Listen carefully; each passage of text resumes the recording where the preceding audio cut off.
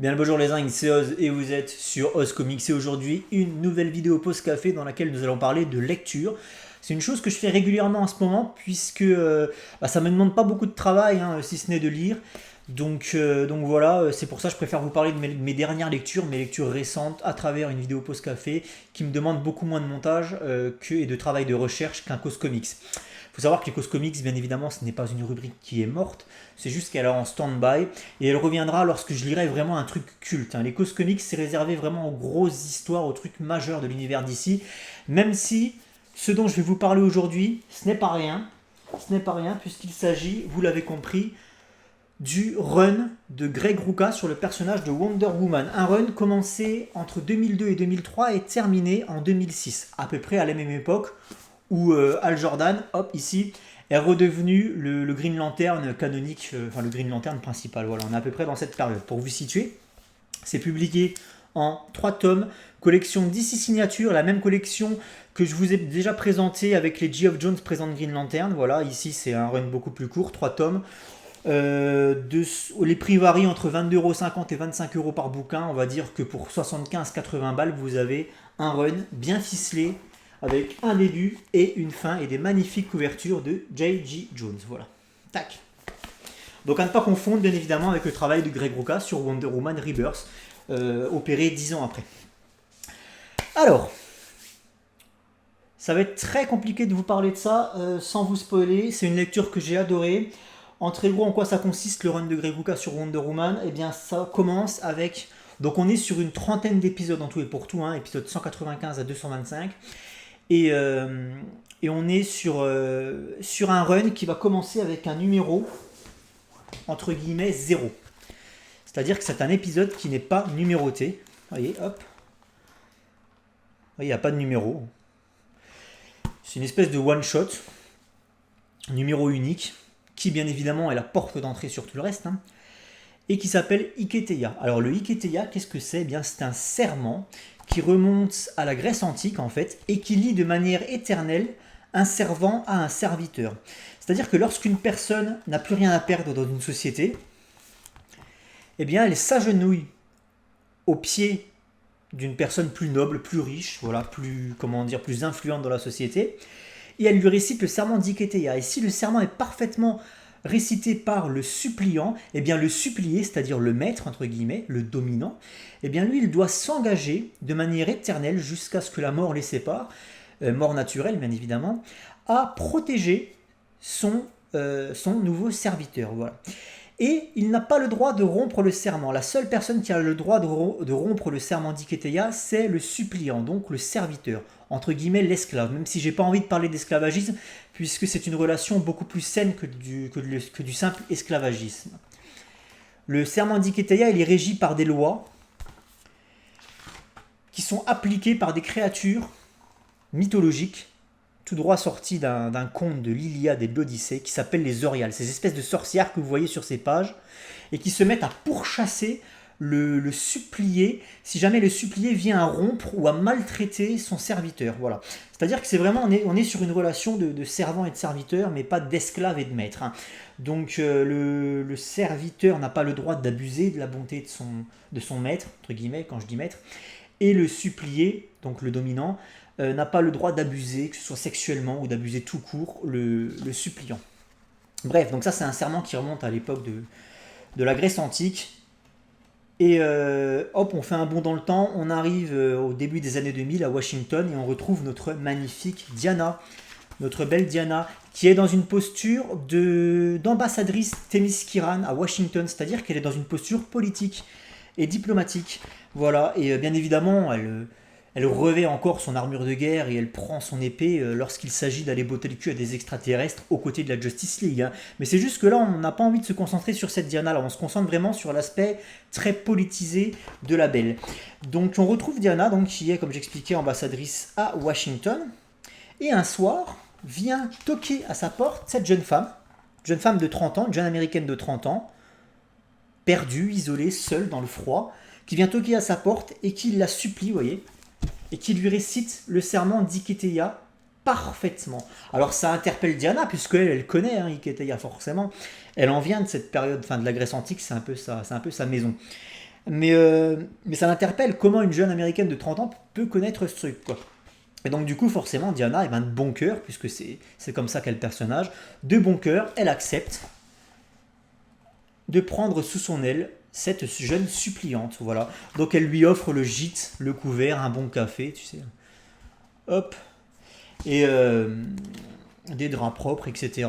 Et en échange, la jeune suppliante s'engage, elle, à assister Diana dans son travail de tous les jours, dans son activité, dans son quotidien de femme politique. C'est-à-dire qu'elle va la suivre dans ses dîners mondains, dans ses voyages d'affaires, voilà, ça va devenir en quelque sorte une assistante. Le problème, c'est qu'un soir, vient toquer à sa porte un personnage que vous connaissez bien, voilà, le trouble-fête de Gotham City. C'est pour ça qu'il est sur la couverture, hein. Batman vient toquer à la porte de Diana un soir en lui expliquant que la jeune américaine de 30 ans, sa jeune enfin voilà, sa jeune protégée, eh bien c'est une criminelle qui est recherchée pour le meurtre de 3 personnes à Gotham City. Donc forcément, ça fout la merde entre Diana et Bruce. Parce que Diana, elle peut pas rompre le serment, et puis Bruce, lui, il s'engage.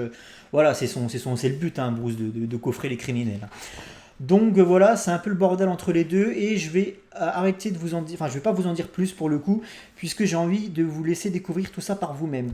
Moi personnellement, j'ai adoré ce pitch de départ, quoi, vraiment, le fait de jouer sur une relation conflictuelle entre Batman et Wonder Woman. Hop là, je suis désolé, j'ai cru que ça avait freeze, mais non, apparemment le PC a tout pris, j'espère. J'ai l'impression que mon PC lag un peu, on verra bien au montage. Bref, voilà, donc moi j'ai adoré le pitch de départ et je trouve que c'était une très très bonne mise en bouche pour tout le reste. Alors après, le run commence sur l'épisode, comme j'expliquais, c'est 195, j'ai pris des notes quand même, parce que tout ça de mémoire, c'est pas la peine. L'épisode 195 qui est en très gros le vrai épisode 1 du run de Ruka, hein. Je vais essayer de vous le trouver. Voilà, la mission. Bam! Alors, sur le premier arc, là, Iketeya, on est sur des dessins de J.G. Jones. Alors, c'est pas moche, mais je trouve ça relativement classique, c'est-à-dire qu'il n'y a pas t'as des fulgurances comme ça, des belles doubles pages qui sont sublimes, mais c'est assez classique en soi, le dessin est pas, c'est pas mirobolant, quoi. Je veux dire, t'es pas transcendé à chaque fois que tu tournes les pages. C'est pas moche, par contre, attention, hein, ça reste relativement propre. J'ai un peu de mal avec certaines postures, certaines gestuelles, tu vois, certaines positions, on va dire, notamment au niveau de Diana. Je vais essayer de vous montrer quelques cases là pour vous illustrer ce que je suis en train de vous dire. Voilà. Problème de posture, hein. Vous voyez, des postures improbables, hein. La meuf, elle est comme ça. Ou alors celle-ci, t'as l'impression qu'elle vend des jeans, là. C'est une pub Levi's, le truc, hein. Enfin, tu vois, pub Levi's des années 90. Donc il y a des soucis de posture comme ça. Regardez celle-ci aussi, hein. Ferme les yeux, là, c'est... Enfin voilà, c'était le seul petit truc qui m'a dérangé, et puis des soucis au niveau des proportions aussi, je sais pas, sur le personnage de Diana, quand elle est habillée en civil là, c'est peut-être le fait qu'elle rentre son débardeur dans son pantalon à la manière des années 90, c'est peut-être ça aussi qui me dérange, mais enfin voilà, il y a des petits soucis comme ça, mais rien de bien méchant, ça reste joli. Le problème c'est que je peux pas en dire autant sur l'ensemble du run, puisque J.G. Jones, il se contente de dessiner Iketeya, le premier arc, et après il fout le camp, et on le retrouvera par contre sur les couvertures de chaque épisode. À part peut-être les premiers épisodes. Ouais, non, c'est à partir du tome 2 surtout où on va le retrouver sur les couvertures des épisodes. Et là, il va faire un travail exceptionnel. Je vais vous en montrer des couvertures de J.G. Jones, c'est sublime. Savoir que c'est un run qui est relativement long, il y a 30 épisodes, donc on a quand même vu plus long, mais c'est un run, voilà, couverture de J.G. Jones avec Silver Swan et Wonder Woman, c'est sublime. Franchement, wow, ça pète. C'est un des gros points forts de ce bouquin, enfin des 3 bouquins. Au niveau du run, il y a plusieurs dessinateurs qui se succèdent. J'ai vu passer du Shane Davis, il y a du Rags Morales sur la fin, et on va dire que 80% du run est dessiné par c'est Johnson. Drew Johnson, c'est ça, Drew Johnson, c'est ça. J'ai pris les notes aussi parce que c'est pas un dessinateur que je connaissais avant de lire ça en fait. Et Drew Johnson, c'est un petit peu dans la droite lignée de ce qu'on a eu sur le numéro Iketeya, c'est-à-dire qu'on n'est pas sur des mises en page fulgurantes et des trucs, des compositions originales. C'est très sobre, c'est très simple. Les couleurs sont peut-être un peu trop flashy, tu vois. Il y a peut-être c'est un peu trop violent peut-être au niveau de la colorisation. Ça fait un peu mal aux yeux. Hormis ça, c'est pas moche, mais c'est du passe-partout, c'est très classique. Et puis par moment, tu sens qu'il y a des cases où il a un petit peu bâclé le truc, quoi. T'as des cases où il prend le temps de dessiner, c'est à peu près correct, et t'en as d'autres où c'est bâclé, et enfin voilà, quoi. Donc c'est assez inégal dans l'ensemble, Drew Johnson, hein. Mais ça va. Pour le coup, c'est pas ce qui va vous gâcher la lecture. L'épisode 1, à proprement parler du run, donc après l'introduction Iketeya, nous présente un nouveau personnage qui s'appelle Jonah McCarthy, en fait, qui est un jeune diplômé de plusieurs universités. Le mec, c'est une tête. Et en très gros, le voilà, Jonah McCarthy, en très gros, ce jeune homme, eh ben, il se fait engager en tant qu'agent de Diana. Voilà, ça va devenir l'agent de Diana. C'est lui qui va lui programmer ses rendez-vous, qui va avec la presse, avec tout ça, quoi. Un agent, tout simplement, de communication, je sais pas comment on appelle ça. Et en fait, ce personnage, il arrive, tout comme les lecteurs, dans cet univers qui est déjà bien implanté.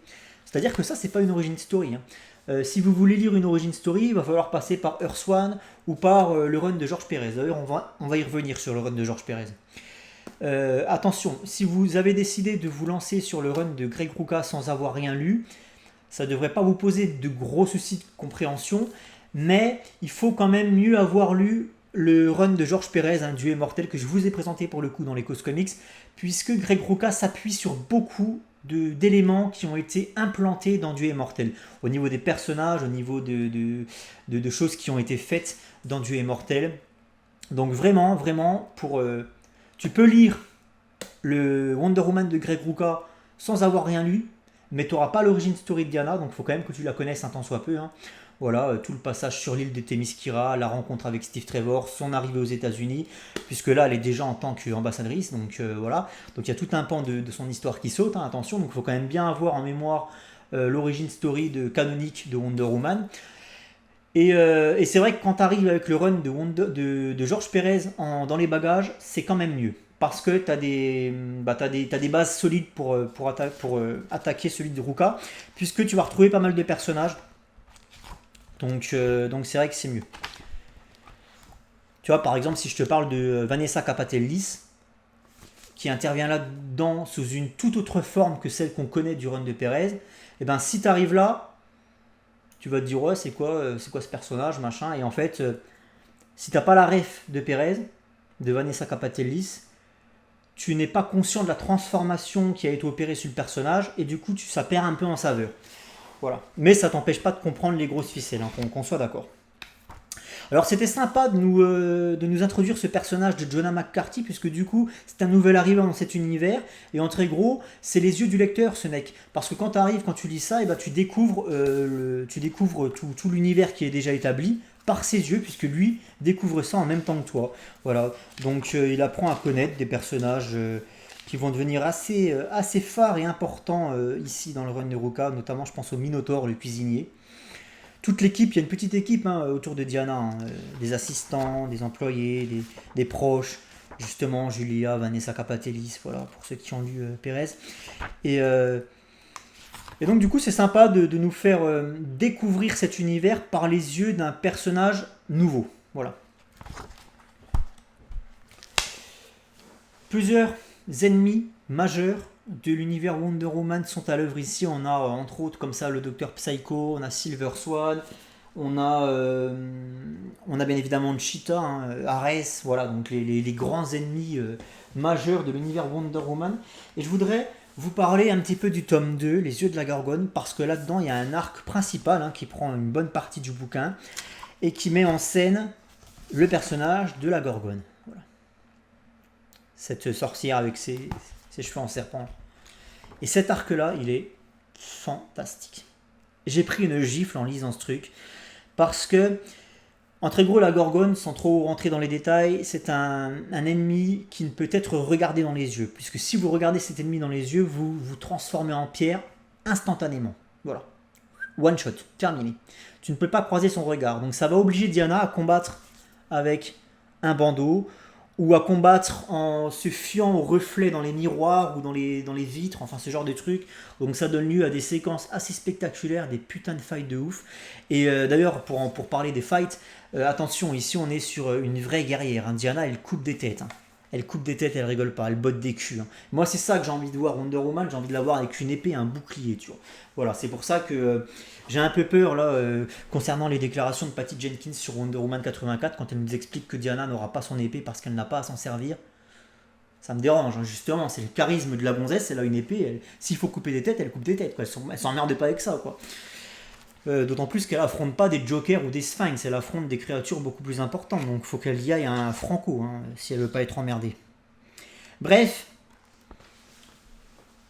ça c'est génial. Le tome 2, vraiment, c'est. Le tome 1, c'est plus de la mise en place, c'est un petit peu longuet. Il y a des personnages, bon, Docteur Psycho, personnellement, j'ai pas spécialement accroché à ce perso, même si l'arc est assez cool. On est sur vraiment de la manipulation mentale. Enfin voilà, pareil, il ne faut pas que je rentre dans les détails parce que sinon ça va vous gâcher la lecture et c'est vraiment pas le but. Là-dedans, c'est la gifle. Pour moi, ça, c'est le tome 2, c'est le gros point fort. Bah, c'est marrant parce que c'était déjà le cas sur le run de Geoff Jones. C'était le tome 2 pour moi qui m'avait le plus plu. Là, c'est pareil, c'est le tome 2 là, avec le combat contre la Gorgone. Ça, c'est vraiment de la boulette, les petits gars. Et la grande force de Greg Rucka, c'est qu'en très gros, il se sert de la mythologie antique. Mais sans en faire un contexte général. Qu'est-ce que tu racontes? Oh, tu nous refais du Jean-Claude Van Damme. J'explique. Georges Pérez, Wonder Woman, Georges Pérez, 86, ça peut être très compliqué d'accès pour quelqu'un qui est un petit peu en guerre avec la mythologie grecque. Hein. Moi, je sais qu'il y a beaucoup de gens qui me disent j'ai du mal à aller sur Pérez parce que la mythologie grecque, les dieux de l'Olympe, toutes ces histoires de consanguinité, de... Enfin voilà, c'est compliqué quoi, tu vois. Et je comprends moi aussi, hein. Personnellement, je suis un petit peu en froid avec la mythologie, quelle qu'elle soit, que ce soit la mythologie égyptienne, romaine ou grecque. Tout ce qui est mythologie antique, c'est pas quelque chose qui m'intéresse et qui me fascine. Et donc, c'est un petit peu là où j'étais freiné quand j'ai commencé à lire Pérez. Et puis après, tu vois, Pérez, c'est un maître, hein, c'est un vrai artiste, donc du coup, il te fait aimer tout ça. Mais Pérez, il se sert de tout ça comme d'un contexte. Il se sert de la mythologie grecque, des dieux de l'âme, comme d'un véritable contexte pour ses histoires. Il y a beaucoup d'arcs qui se passent en Grèce, où Diana affronte des créatures issues de l'Odyssée. Enfin voilà, on est vraiment dans un délire comme ça. Alors que là, c'est plus urbain. C'est Ruka, donc voilà, Ruka c'est Gotham Central hein, pour le coup. Donc on est vraiment sur quelque chose de beaucoup plus urbain, une guerrière plus moderne, plus urbaine. C'est-à-dire que bien évidemment, Diana va affronter des créatures issues de sa mythologie, mais on va rester au milieu des bâtiments, on va rester dans les villes américaines qu'on connaît. D'ailleurs, la couverture en atteste. Hein. Donc pour le coup, oui, pour répondre à cette question, Ruka est plus accessible si vous êtes en froid avec la mythologie grecque. Attention, il y en a quand même, hein. On parle quand même de Zeus, on parle quand même de tous ces dieux, hein, Arès, etc., etc. Mais pour le coup, les dieux aussi, ils les modernisent, puisque là où je mettais... Je m'étais pas mal enthousiasmé sur le traitement des dieux de l'Olympe par Brian Azzarello dans le New 52 quand j'explique que les dieux de l'Olympe ont été urbanisés et modernisés et que ça c'est cool. Et ben en fait c'est un travail qui avait déjà été commencé par Ruka. Le fait de vraiment moderniser, d'actualiser les dieux de l'Olympe. C'est-à-dire qu'ici, alors comme par hasard je vous en parle, je vais pas retrouver de cases pour vous illustrer le truc, mais ici tu as des dieux beaucoup plus modernes. Je me rappelle d'une séquence, c'est sur l'Olympe, et t'as une déesse, je sais plus laquelle, qui est avec son ordinateur portable sur les genoux. Donc tu vois, pour le coup, voilà, il a vraiment fait un travail déjà Ruka, bien avant Azzarello. Il avait déjà entamé ce travail de moderniser et d'actualiser. Ouais, ça, c'est des dieux de l'Olympe, pardon, pour le coup. Tu vois. Tu vois, Arès, beau gosse blond, la petite veste en cuir et tout, enfin la petite veste de costard, machin. Enfin voilà, tu vois, ils ont, pour le coup... Donc voilà, un gros travail d'actualisation. Donc si vous êtes en froid avec la mythologie grecque, partez plus sur du Ruka que sur du Pérez, même si par moment vous serez un petit peu pénalisé par le manque de références. Hop, et ensuite on a le tome 3. Le tome 3 c'est celui qui m'a le moins plu.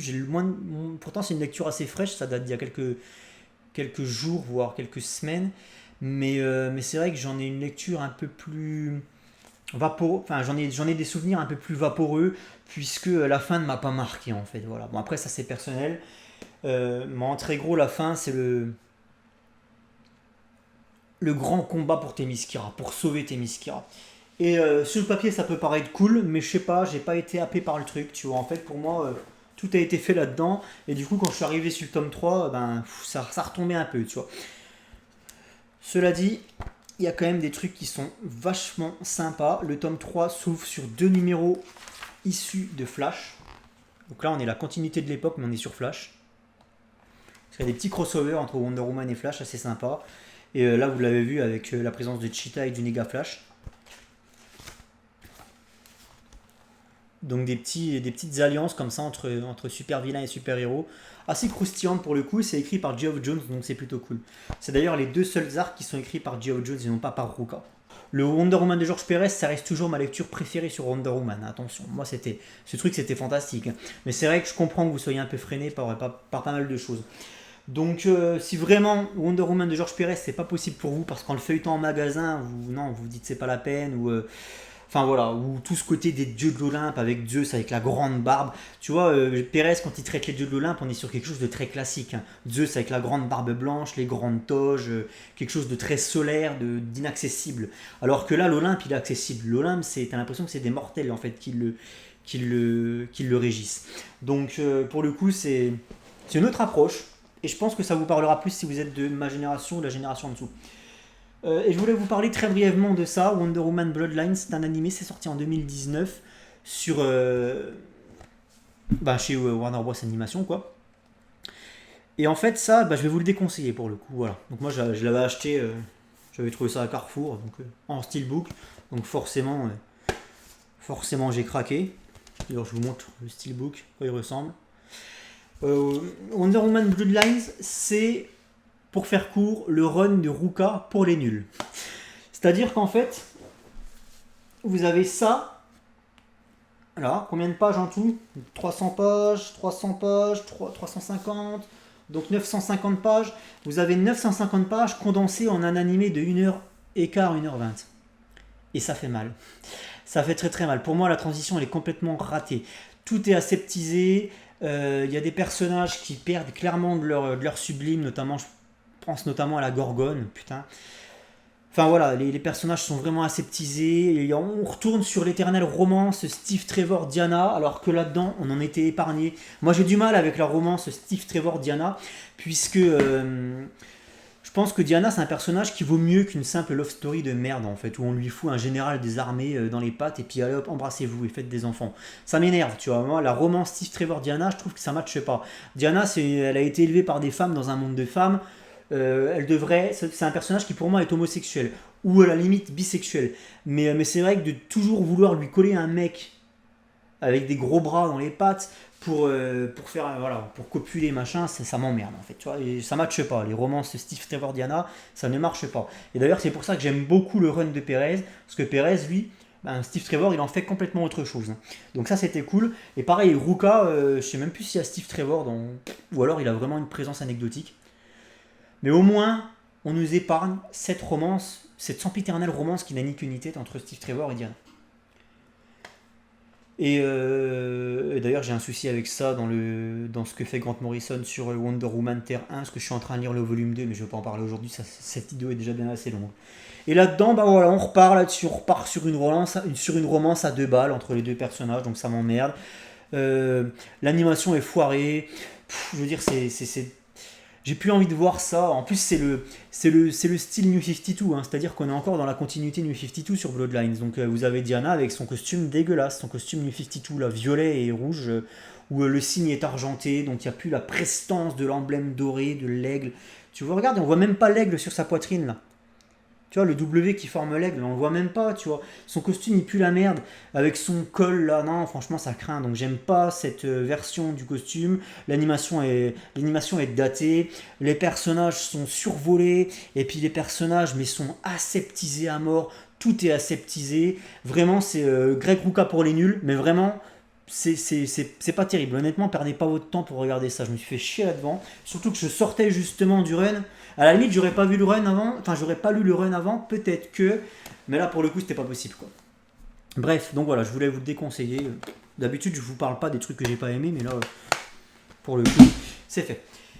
Bref, Merci à vous tous. C'était une petite vidéo rapidos en attendant le prochain trombinoscope qui m'a demandé pas mal de lecture. Voilà. Donc voilà, ça arrive très bientôt sur la chaîne, juste le temps que j'écrive et que je vous montre tout ça. Ciao les zingues, merci à vous tous.